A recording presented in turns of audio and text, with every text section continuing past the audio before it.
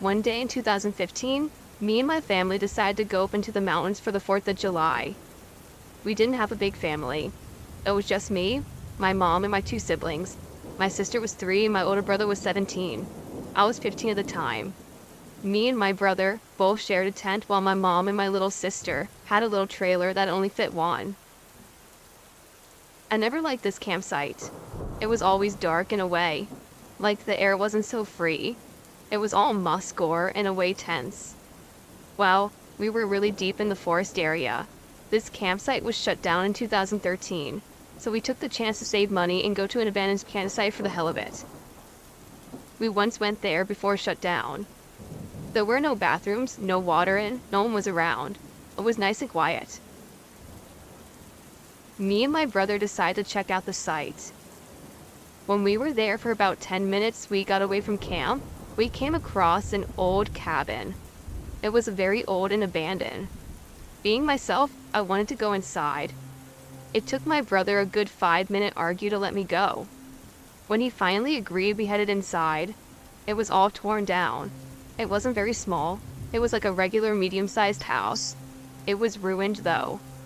I noticed one drawing on the wall that somehow stood out from all the others. It was like a bull and a human, long arms, long legs. It had a saying, like, "They're watching, they see you now, once there's now yours to suffer." Those words gave me chills. I watched so many scary movies that I just ignored it. It's a very scary looking house. There's always going to be that one creepy artist willing to give it a good scare. After taking a closer look at the artwork, we decided to go upstairs. The cabin was mostly empty. When we got upstairs, it was like a loft. A pair of stairs that led to one huge room. Like the whole room was upstairs. It was completely empty, except there was just one little box in the middle of the room, which was also empty. This is when it gets kind of fuzzy. It had 2 horses on it. I was very curious, so I opened it. To my surprise, there were a couple photos in it. I only remember 3 of the pictures. I know there were more though. One had a picture of a little family. It was black and white. A little girl. She looked like she was from 4 to 6 years old, and she had a big smile. There was a lady holding 2 toddlers. They didn't look like infants. They were definitely old enough to sit up on their own. But they all had huge smiles. Then there was a man. He had a compelling look. He wasn't smiling like the others. He had no hair. He was standing in front of them in a way. Like, I couldn't see the others' outfits because of his shadow. I remember he had an axe in one hand and he was holding the girl's hand. In the background there was a forest like the one that was around the cabin. It looked like to be the same cabin. It had flowers, a little stone path, and more. There wasn't any writing on it, of course. The roof wasn't broken then as well. The other picture was more interesting and way more chilling. It was a picture of the land the camp was now on. I could see the little landmark that told you where you are. In this picture, the man had the little girl on his back. She had the same smile and the guy had the same face as the other picture. There were the little houses and such in the background like a mini town. Behind the man you could see a little pathway of rocks with a red stain on it. I personally thought it was blood. You could see dead animals such as deer, rats, and etc., but I couldn't really tell if they were skinned or not. But it was still really creepy. It's odd. I remember the water being a dark red, but that's about it. I wanted to give these to a local museum, so I stuck them in my dress pocket. Let's just say that was a huge mistake. By the time we got back to the camp, it was dark. I remember eating a hot dog and s'mores, telling scary stories, and heading to the tents to cast some Z's. I woke up in the middle of the night to go to the bathroom. My tent was, let's say, if I was running, I would be at the side of the mountain. I was walking to find a place to go to the bathroom. When I was about to squat down, I saw something bright. It was like a light behind a tree. When I took a look at it, I started hearing what sounded like chains. I was literally about to pee myself. It really didn't help that I was literally squatting down to go to the bathroom. It looked like a person. I couldn't see anything or any features, but it was a shape, and I could see chains. I think it noticed me.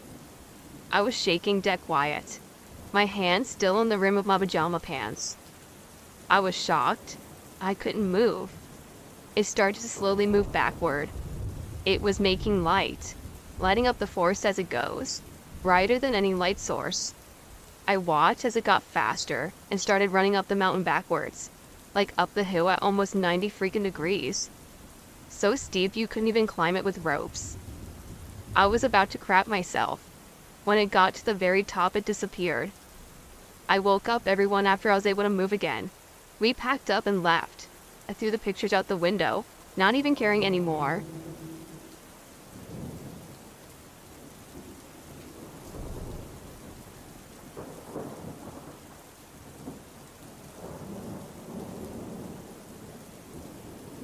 Back in 2008, I was on a hunting trip with my brother, up near the Canadian-Michigan border.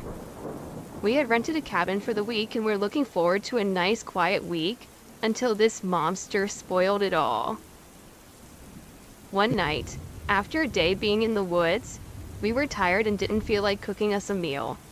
So I decided to jump in my truck, drive into town, and get some pop and grub while my brother stayed back to wash up. So I drove down into town by myself and was probably about 45 minutes away. Probably not even a solid hour. I talked with the gal at the counter for a few, but I wanted to get back to feed my brother since he gets grouchy when he doesn't have his food, and I didn't want him hacking on me. By the time I headed back, it was getting dark, and by the time I reached the cabin, the sun had already gone down all the way. I hit the road leading to the cabin and could see the silhouette of something big looking into one of the cabin's windows. At first, I thought it was Everett, since it looked like it was standing on two legs, but this thing looked to be too tall. So then I thought to myself, well, maybe then it's a bear. I didn't want no bear coming around the cabin and causing trouble, so I decided to try to scare him off with my headlights. I aimed my truck in his direction and flipped on my high beams. What I saw then wasn't a bear, it was a monster. When my lights hit it, it spun around and I saw the whole thing. It was only standing on two legs. Now, you wanted my description of this thing and I wish I had my camera handy so I could just take a picture and give it to you, but I wasn't expecting to see any type of monster out there. He was a big guy, like Harry from Harry and the Hendersons, but it wasn't any Sasquatch I was looking at. It looked more like a werewolf. He was more than 7 feet tall, based on how high his head was above the window. He was brown, like a chocolate lab, but the coat was different. It was shaggy like a wolf and had lighter spots on the chest and legs. He had big muscles, like he went to the gym. His chest was really wide and his shoulders looked like Brock Lesnar. He had arms that looked like they could kill you easily, and these long fingered hands with big nails at the ends, and his neck was thick as my waist almost. Even with all that power in his body, that ain't what scared me the most. It was his face. He looked like he was madder than hell about something. Maybe because I interrupted him. Maybe that was just his attitude all the time. Who knows? But those eyes, they will haunt me all of my days. I believe in good and evil, and this thing was pure evil. The light reflected off his eyes like a night predator, and the rest of his face looked just like a wolf. Snout, teeth, nose, ears, all of it looked just like a wolf. When this thing spun around to face me, it pivoted on his back 2 legs and turned just like a human would. First he turned his waist to look at me, then pivoted to face me entirely. My body went numb, and I started to shake. Why in the hell is this thing a werewolf? The only thing I could think of was that it was trying to get to my brother, and he didn't have any idea that this thing was out there. So I started honking my horn and flashing my lights at it, trying to drive it off.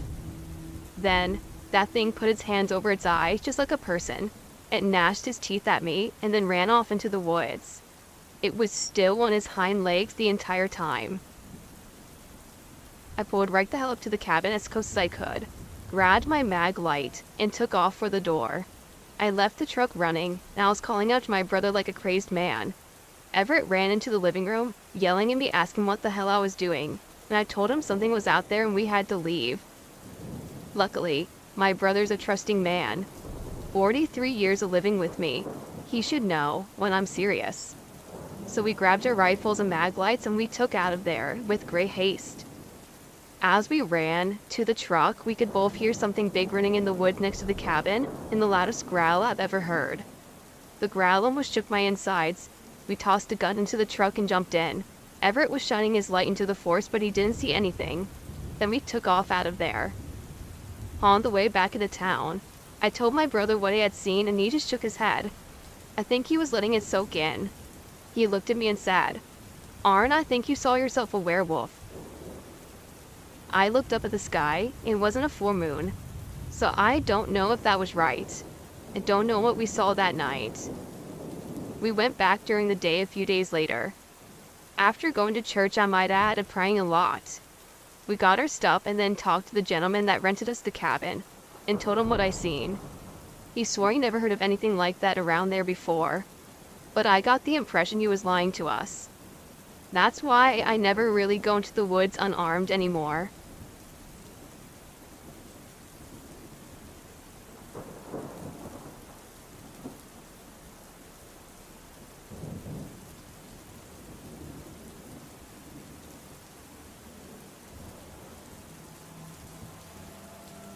My father, mother, and I make frequent trips to the Smoky Mountains and stay in the cabins they have near Pigeon Forge. However, this particular trip still haunts me to this day. About 8 years ago, we stayed in a cabin that had an alarm system. It was already dark outside when we reached the cabin and got settled in. We set the alarm and thought we would watch a movie together. While we were watching the movie, the security system alarm went off. The alarm was only to go off if a door was open. We checked the cabin top to bottom and find nothing out of the ordinary. The next morning, we called the company and rented the cabin to us to see if maybe the alarm system was broken and to have it checked out. Someone came and checked out the system and said that he has been called out to our cabin multiple times within the past month with the same problem. Since it's only the first day at the cabin, I am already feeling a little creeped out. I noticed that there's a book on the table that guests can sign and talk about how much they love the cabin. As I was reading more and more stories, I noticed that many of them mentioned feeling unsafe. Some even mentioned they found wet footprints on the back deck, where the hot tub is. I told my family about these stories, and they told me they are just trying to tell scary stories and get other guests spooked. I agree with her and go about our day. The same night, we go to bed like normal. My father slept in the basement of the cabin. I slept on the main floor beside the kitchen, and my mother slept on the top floor. My dad snores so loud that we all sleep far away from each other, including my mom. It was about 2 a.m. in the morning when I am awoken by the fridge door closing. I looked at the bright light from the fridge that was pouring into my room from the crack underneath my closed door. I noticed that the light would come and go as the fridge door seemed to continue to open and close. I assume it was one of my parents leaning on the fridge door trying to decide what they wanted to eat for a late night snack. However, I felt a weird sensation. I just don't know. I didn't even consider to get out of my bed to join in on the snack glow. The fridge light disappeared slowly, and I heard footsteps walk away from my bedroom and head in the direction of the steps to go up to my mom's room. The footsteps seemed to stop for a second, then start back up the stairs again. All of a sudden they stopped. I assumed that it was my mother, and she made it to her room, so I fell back asleep. Next morning I wake up to go directly to my mom and ask what she decided to eat last night. She looked at me and asked, "What?" I told her that I thought she was at the fridge last night opening and closing the fridge because I heard her go back upstairs after a while at around 2 a.m. She looked at me and said, "I thought that was you." At this time in my life, I was known to be up at that time. "I saw you standing at top of the stairs last night around that time. I assumed you were sleepwalking because you looked at me and went back downstairs." So at this point, I start to freak out and become sick to my stomach. The rest of the trip, I slept with my mother at the very top floor. and didn't experience anything else like that for the rest of the trip, and never went anywhere alone.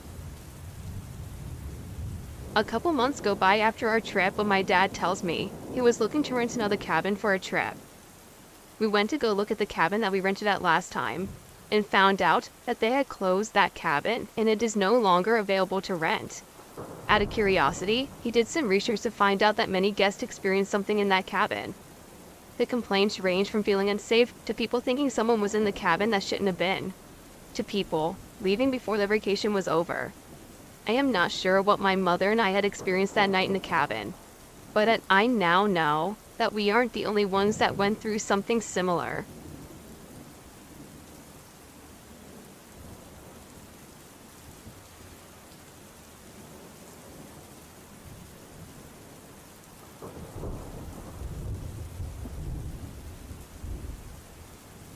First off, I just want to say that this story is a bit anticlimactic, but I hope you still find it interesting.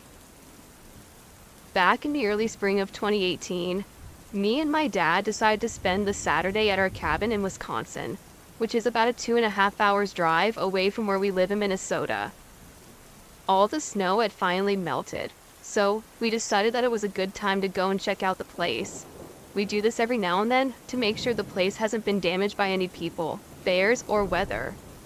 One winter a few years ago, when part of the roof caved in under the weight of the snow, we had to fix it. But the roof has been fixed since then and has been holding up ever since. Normally, when we are there, we get a lot of work done, but this time we decide to relax the day away, listening to country radio and talking about how many different things we always do. Whenever it got a little quiet, or when my dad decided to do something, I started to listen to the music on my phone while browsing the slowed down internet. This pretty much went on the whole day. There wasn't really much to do out in the middle of nowhere. Eventually, nighttime rolled around. We had just finished up eating, and we usually watch a movie at this point, but we forgot the CD player, so we just talked for a while and went to bed. Unfortunately, I've had insomnia for years, probably for most of my life. I don't remember how long I was lying awake. I was just staring at the ceiling and would eventually roll over to stare at the wall. It doesn't take long for my dad to fall asleep and start letting out his loud snores. I'm not sure how he does it. At some point during the night, I heard a few cat meows outside my window. I thought about it for a few seconds and wondered why I was hearing a cat meow in the woods out in the middle of nowhere. I got up and looked out the window and started scanning the yard that was lit up by the house light. I never saw any cats. And after looking out the window for a few minutes, I just started to think about how creepy trees look at night when a little bit of light hits them. They go from brown to this dead gray color, and without the leaves, the branches look like a mangled mass. Maybe it was just me freaking myself out. I decided to go back to bed and try to fall asleep, but for some reason, I just couldn't. I just kept thinking about it. I figured that it was probably a cat, but what if it wasn't? Again, we were in the woods and many miles away from any town. Then I started thinking, what if it was someone or something trying to lure me out? Normally, I am the type of guy to go investigate noises. I take security very seriously and sleep with a German Shepherd and a shotgun. But since the woods kind of scare me at night, I decided not to go check. For all I know, it could have been some sort of scary creature. When I looked up my experience on the internet, the first thing that popped up was a story of someone following the sound of a kitten in the woods. But when they got closer to the meowing, they heard heavy breathing and footsteps nearby in the darkness. After reading that, I'm definitely glad I didn't go out there and check. And apparently, from other stories I've read, Wisconsin is no stranger to sightings of other terrifying and unknown things.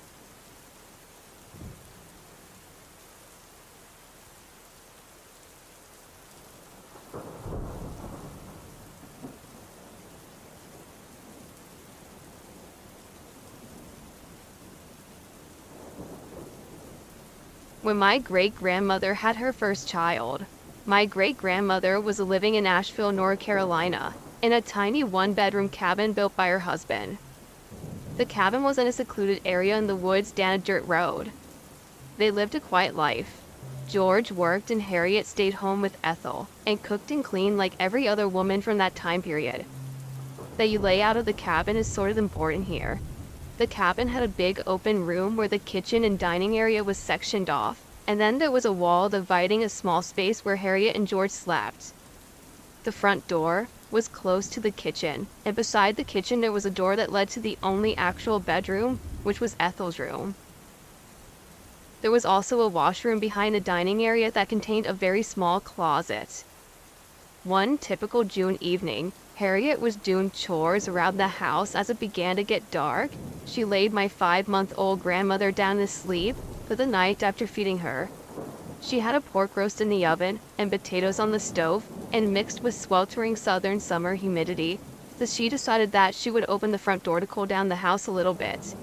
George would be getting home very soon, and she was sure he'd feel much better to sit down and not feel like he was in an oven after working in the heat all day. So she opened the front door and let the meshed screen door open to keep the bugs out. She carried on cooking and decided she was going into the washroom to wash up a bit before dinner. All of a sudden, she heard what sounded like the door shutting very loud behind her. At first, she thought it was George, but when she went out there, no one was there. She figured she had just thought she heard something and went back to finish washing. A few minutes later, she heard the distinct sound of Ethel's crib rocking at its steady pace on the wooden floor of the cabin. She dressed back up, walked into the kitchen. She could still hear the crib coasting back and forth. George?" she called out in a mildly hesitant voice. She felt as if something was off, but she just knew it had to be her husband, because he was due home any minute now. She began to slowly walk towards the baby's room, the unwelcoming feeling of dread making itself known to her. She said she opened the door to the room, and as soon as she pushed it open, the rocking came to an abrupt stop.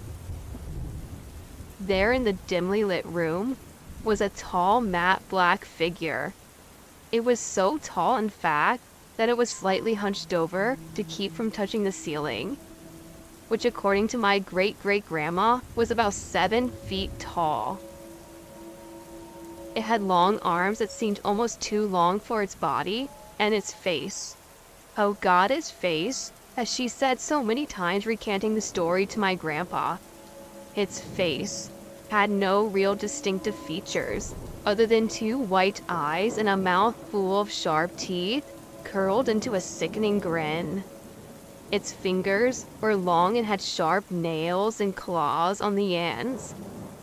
It was frozen, just standing there smiling this terrible smile at her, with its hands curled around Ethel, who oddly wasn't making any noise at all. She said it felt like an eternity that they stood there with their locked gazes, but in reality was a matter of seconds when she screamed and started shouting the Bible verse, "The Lord is my shepherd." The thing dropped my grandmother, tore out of the house at an unreal speed.